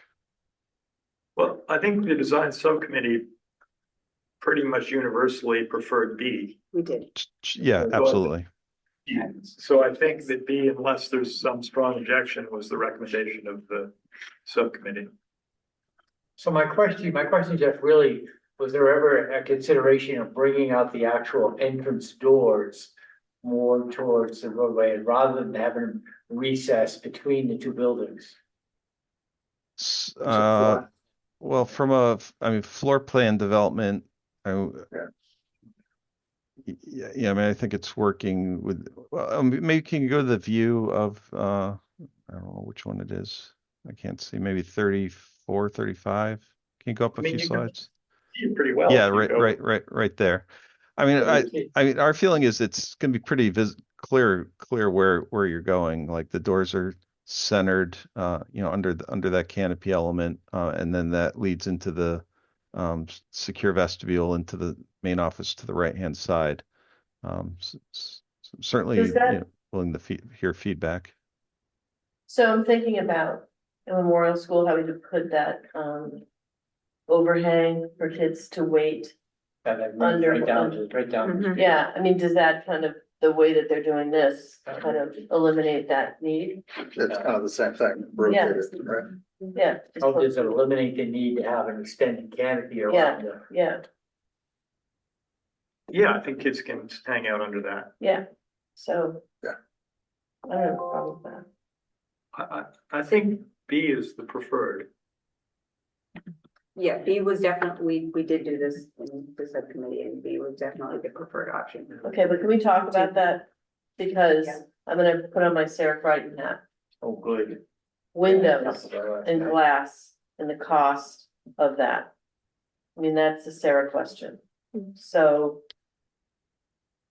There's a lot of glass. On that. But we're also hearing people want a lot of daylight. Great, but comes at a cost. No, I mean, I'm not trying to be a jerk. I'm saying.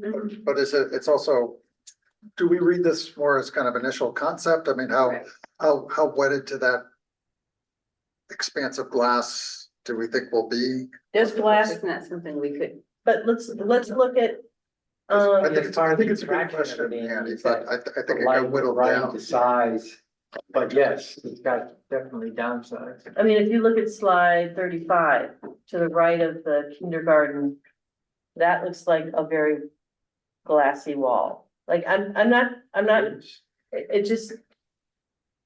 I'm sorry, Charlie. No, I'm not, I wasn't wincing at your comment. I was wincing at the time. But yes, is it more expensive to heat and cool a glassy? I'm thinking about Memorial School when we had all that glass and. Well, the energy code is going to drive their fenestration to some degree when they get into it, because they're going to find, they have to have a certain amount of window to wall, more wall than window. And so in fact, in order to meet the energy code, when they do that analysis, they may have to close down some fenestration anyway, because wall is much more efficient than window is. Yeah. And they probably haven't run those models yet, but when they do, they may discover that. I think we're sort of looking at that three-dimensional diagram right now. A concept diagram. Can I keep going? Okay, how about one more and then we'll round robin because I want to be mindful of it. Well, I was not at the design meeting, so I do want to, the color of the siding, I worry about, how color ages. Yeah. And while I like the idea of color, I worry about it looking like my neighbor's house, which is really faded vinyl siding and it looks terrible. And I wanted to know, do we use that outdoor classroom at Memorial School? I didn't talk to John, let's see how much you see. I just, I worry if, do we ever learn the lesson from the building before, like the wall in the auditorium at high school that I fought for? We never use it. So I just wondered, do we use that? Outside the library. Yeah.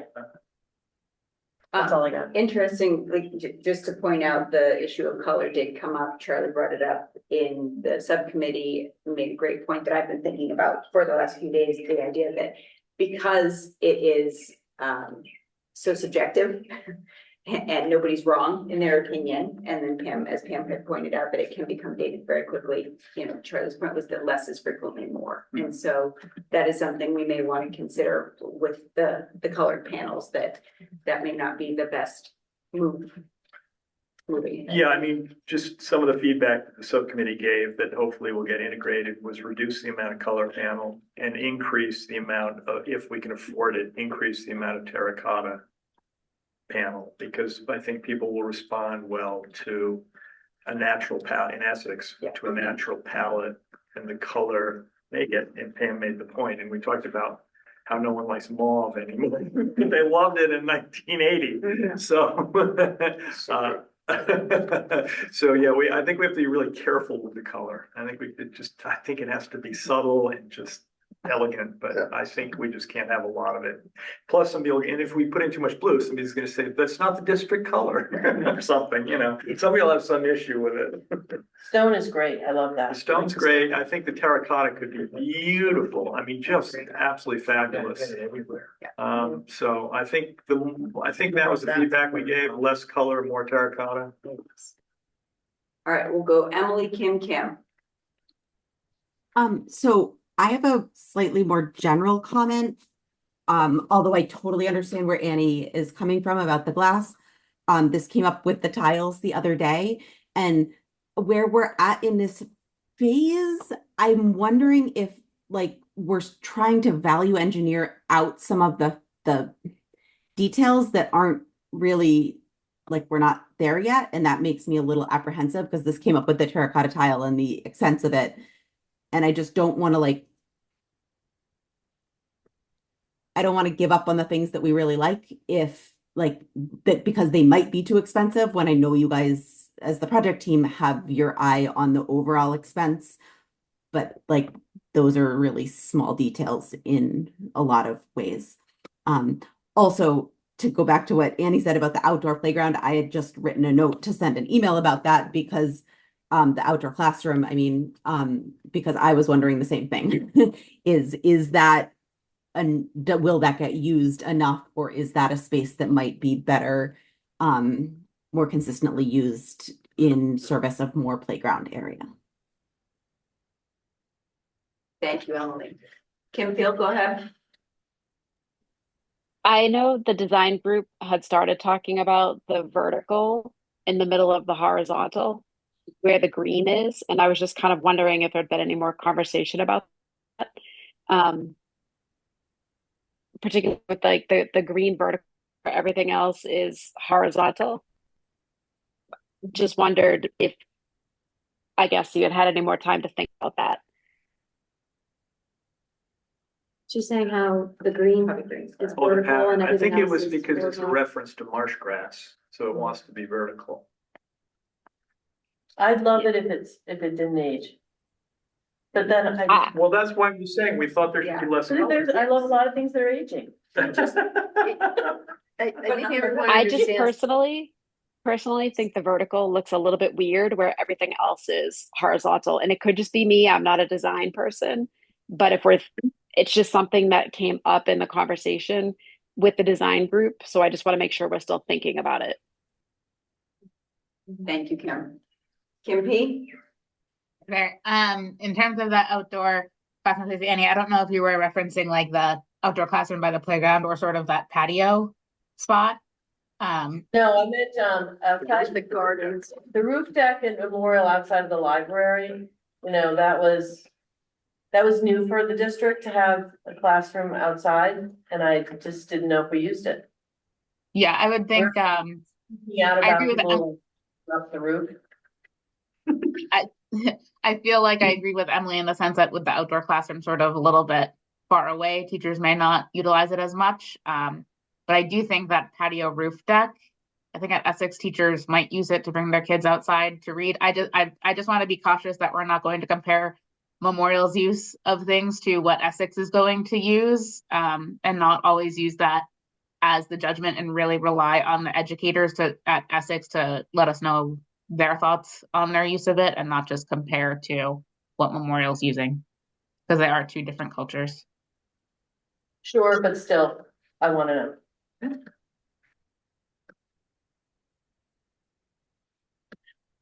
Go ahead. I'll just sum up kind of the green in the inputs that I've taken. It just doesn't feel like us. Yes. I think everyone understands the design approach and it actually works for that, but it just, for some reason, is not feeling. I wish it could work. Yeah. It feels a little more urban when I look at it. Oh, When I look at it in the context with the site plan that, you know, a lot of the movement and the curbs, I think that helps me. But again, there's every single thing on this building is a hard angle. yes. And I don't have a solution, but again, I still feel like it has very industrial feel. Landscaping. Landscaping has to be the solution, I suppose, in that way, but whatever we can do to soften. And I think when I see the materials pictures on there, that makes a difference to me versus, you know, an image from Massey. That definitely has, you know, helped me as well, but I think we want to continue refining based on the input certainly that was given in the subcommittee and also that we're receiving tonight. Can we go all higher color and then Fieldstone? But I like the idea of curves is really, Curbs covered. Yeah. oh, that's right, I'm sorry. Curves are gonna be a site. That's a Tyler Just thing as too. Sarah. They're gonna be a site thing. They're not gonna be a building thing. I mean, classrooms don't want curves, for instance. Mhm. Yeah, Curves and corners, curves on the roundabouts. yeah. There's a good place for curves. A paving machine can do it. Can there not be one curve, like over, like the entrances, like the other two buildings have? They already have, we don't wanna do the same thing as the other buildings. It's a nice pull through. But the curve is Essex, you know, is that tall, you know what I mean? And so, I don't know, Maybe we can repurpose some hull ribbing. It may not be that it needs to be a curve, and again, I think just the site layout there and the drawing, that really does add some softness to it, but I'm not here yet with the outside, with the exterior. Where, be more expressive, please. So where do you, is there an element of the building that's not The, a whole building? no, I actually, from the Story Street side, I like better. Yeah. I do too. I agree that the main entrance, I'm not suggesting that this all has to be fixed. This is just my personal impressions. The main entrance feels hidden back. Hidden in that way. I understand that people will see it and like will know where to drop their kids off. And I'm just trying to get there with it feeling like it belongs in Essex. And right now I've just got a little bit of Great Marsh. I think of the town hall and all of the inspiration photos that we looked at, and I'm not getting there yet, seeing the connection. But that doesn't mean I won't, and I'm an N of one, but it does feel industrial, and I really do not love the aluminum shades. But again, N of one. Wow. but the sunshades do have a function, like this, so you're saying no sunshades or just not those sunshades? I'm saying when I look at it as a member of the public who is not trained in all of these things, which is exactly what I am, I say that doesn't belong in my town. You just. Oh, really? Material selection Yeah. and the feel. Yeah, it's strictly based on feel and vibes. Natural stone. Yeah. Terracotta shingle. Yes. Yeah. A way of some. What about the gray masonry? I think again, when I look at the three items on the left there, I can see that. I can see how that can work in it. Well, it'll look certainly very different if they take the green away. Yeah. I was curious, was there a view to the pre-K side? Yes, there is. Yeah. So this is the backside, Okay, and then, so they're on that lower portion? Yeah. They're on the stone level, right Okay. here. because that's the 3 stories. Yeah, because again, we, you know, there was a lot of effort at Memorial, for whatever it's worth, as a precedent for Essex, to the scale of that pre-K entry, you know, and the look and feel for those little kids. Mhm. And so, as it happens, this happens to be the 3-story facade of the building, so it sort of feels like it's going in a different direction. It might be helpful from JCJ's standpoint to present at our next meeting examples of terracotta shingles and what that looks like from like a school design perspective. Because I haven't actually seen those in person before, and I would love to see what those actually look like, not from like a rendering standpoint, but just like a physical example. Yeah. And I think that that really will then help us as like the SBC relationship wise to other buildings in town, understand like what that really looks like. One of the buildings we toured at Pine Hill at Westwood has the terracotta shingle. Okay. It is absolutely beautiful. That was my favorite school that we looked at. It was gorgeous from the outside. Mine as well. Yeah, I agree. Which school? Pine Hill in, what was it, in Westwood, right, Westwood, Jeff? yeah. Actually, Dorn Whittier did that project, so I have access to photos of them that I can dig up. So again, you're just looking for feedback right now. So does anyone else have feedback? Because the subcommittee is going to continue meeting to work with this anyway. Okay. Anyone else? Teresa, I was thinking about what you said about curves, and one of the renderings, one of the pictures earlier on showed the soccer field outside looking like it had a little bit of curved on the edges. I don't remember what the purpose was for, maybe plantings or something, but I actually really liked it because I thought it flowed well with the do roundabout things for the parking. Yeah. I don't know which one. I think for picture number 2, I think it also gives a little bit more hard space for kids to play at instead of having a straight rectangular field.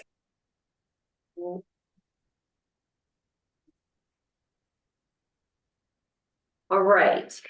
So are we complete on this for now? Good. Let's. Okay. Great. Thank you very much. No, this is a ton to keep doing and take in, and we appreciate it. We're only at 7. Yeah, so communication working group report out briefly. Yeah, you sent a great email to the building committee just outlining our communication that we had. We had originally scheduled 8:25 as our next community meeting, but we had thrown it out there just because that's the beginning of school, I believe, or time frame that's kind of rough for people because it's end of August. If maybe we wanted to look at 9/8, wasn't sure if there was any feedback on the date for our next community meeting, if there was a preference, 8:25 or 9/8. I did not get any feedback from anybody. Okay. I know. Well, except for people are not gonna come in the summer, they just aren't, they're all on summer vacation. They'll come when school starts again. So 9/8. I think September is way better. I think after Labor Day is when people refocus on their lives. And they're all checked out in August. Change all the postings. Oh, really? You already posted it for 8? We've been putting it out since Oh, well, I didn't really.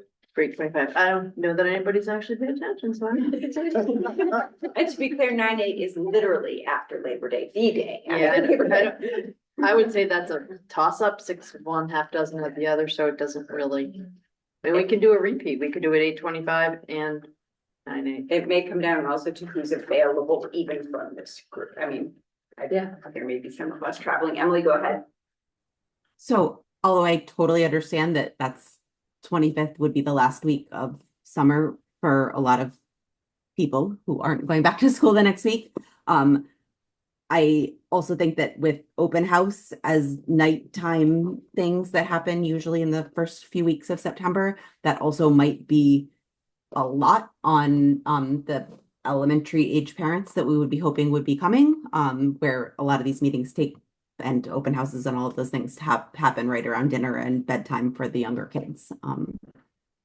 So something that it wouldn't necessarily be an issue in August if they've got, a few weeks before the other things. Yep, I think there is no winning with this one, and so. Six. Go with what you got. Just leave it. Go with what you So got. just Leave it, and if as Yeah. we're getting there, Yeah, it feels like we're just not going to get the people. right. Then we We'll can put go. out a change of date and move it to I don't think anything is gonna. Okay. So we have 8:25 and 10:08 tentatively scheduled. We did not talk about the other meetings, but I think that will definitely evolve once we get a CM on board, because we'll be talking about phasing logistics and how that affects anyone within the actual butters of the site itself. And then other engagements we talked about, which were the school open houses that Emily was talking about. Happy as a Clam Race, Clam Fest, Manchester's Music in the Park, engaging with the senior center and also the Chamber of Commerce. So a lot of great conversation, a lot of things for us to explore during schematic design and this fall for engagement. Thank you. And that leads right into schedule update. Just a snapshot of our meetings. Our next meeting will be on 7/14 and then 7/28. And we'll lead into August, September, will be busy, fall. Busy fall. And then just real quick on working groups. We just had our sustainability working group, on the 22nd. We have another one on July 13th. We have site safety and security, July 15th, and then a design, we just completed our design meeting. I'll work with Fawn and our team. We have our weekly team meeting tomorrow to determine our next time frame for another design working group meeting. This is a gentle reminder to everyone to reply to not only the doodle polls, but also the meeting invites, because then that gives a sense of who's going to be, whether people are actually going to be able to attend. So as we committed to the subcommittee process, so let's be sure to give that feedback. Emily, did you re-raise your hand? Nope, okay. Thank you. Anything else not reasonably anticipated? Nope. Nobody is here for public comment. We have no attendees that are not panelists. Any reflections on action items? Nope. Nope. Hearing none, I will take a motion to adjourn. Annie moves. Is there a second? Gordon seconds by roll call vote starting online. Emily? Yes. Jen? Yes. Kim P? Yes. Mike? Yes. And in person, Andy? Yes. Charlie? Yes. Annie? Yep. Gordon? Yes. Michelle? Yes. Cam? Yes. And I am a yes. We are adjourned at 8:22 p.m.